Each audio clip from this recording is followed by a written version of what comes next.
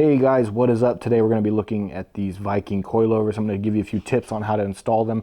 This is going to be for a 70 to 81 Camaro and Firebird. Sorry, I'm not on the camera. I'm kind of behind the camera right now.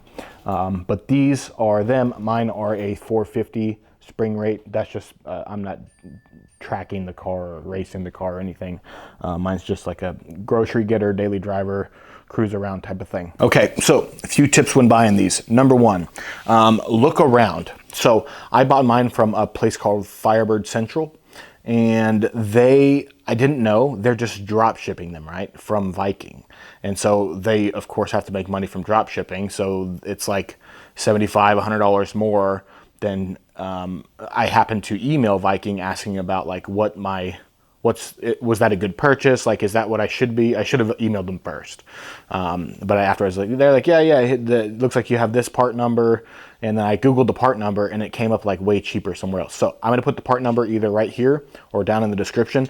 So if you're looking for Viking coilovers for a 70 to 81 Firebird or Camaro, type in that part number into Google and you'll see it's much cheaper elsewhere. Or just email Viking and tell them what you want. Also, huge props to Viking customer support. I didn't tell them I was making a video or that I did a video series on this car or anything, but they emailed me so quickly. Every single question I had was answered. Like, I think over the span of 2 days, I asked like maybe 5 or 6 questions and they were like immediately answered. A guy named Clifford, I think. So big shout out to Viking. That is amazing customer service. Top 3 customer service experiences I've ever experienced in my life. That was really nice.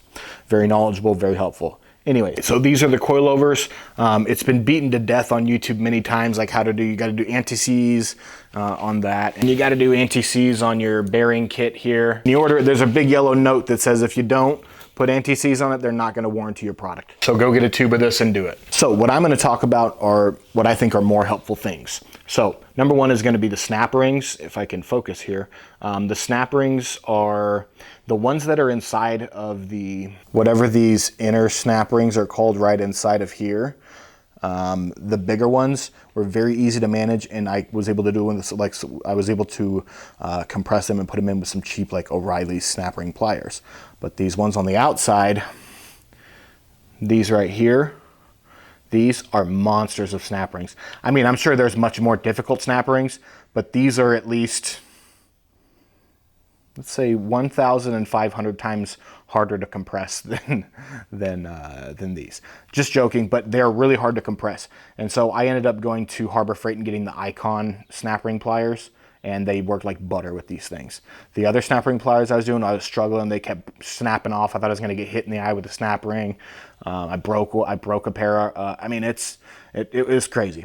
But the Icon ones just chewed through these like butter.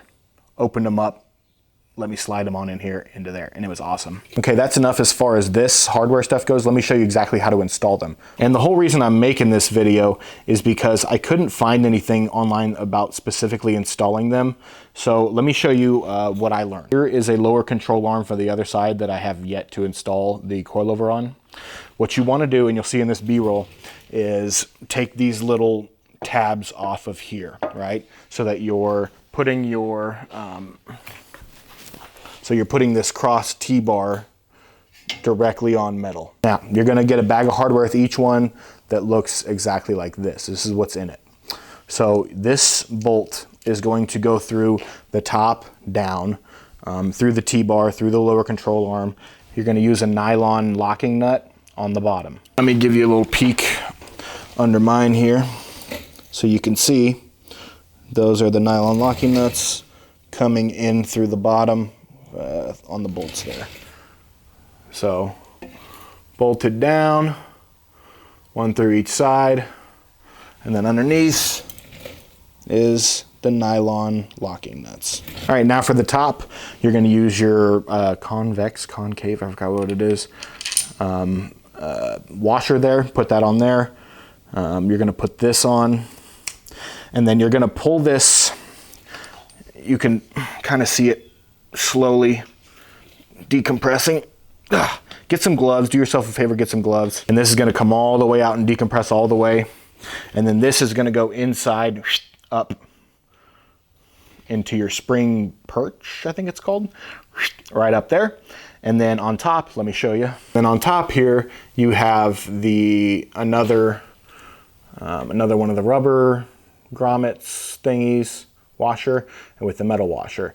And then you have a big nut and then a smaller lock nut on top. Both of these are included in the hardware. Now, as you're tightening it down, the rubber will expand outwards. It's a little smaller than this.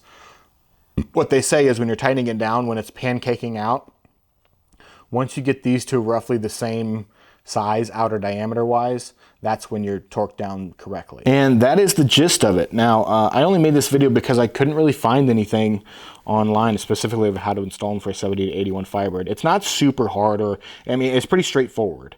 But I would definitely recommend getting some strong snap ring pliers. I would recommend emailing Viking and just asking them instead of like buying it from somebody who's just drop shipping it and making $100 off of you. And I would recommend that if this video helped you out, you hit the like button. But that's it. You know how to do all the buttons and stuff on YouTube. If you want to subscribe, you can. Thanks guys for watching. And it's also sorry, I haven't felt like filming a lot. I've been doing a bunch of body work and getting the 77 that you've already seen. I've been working on getting it primed and ready to go. So it's coming, and I kind of want to show you when it's like almost ready for paint and stuff. So hang on to your horse's hat, okay? All right, guys, have a good day. Bye.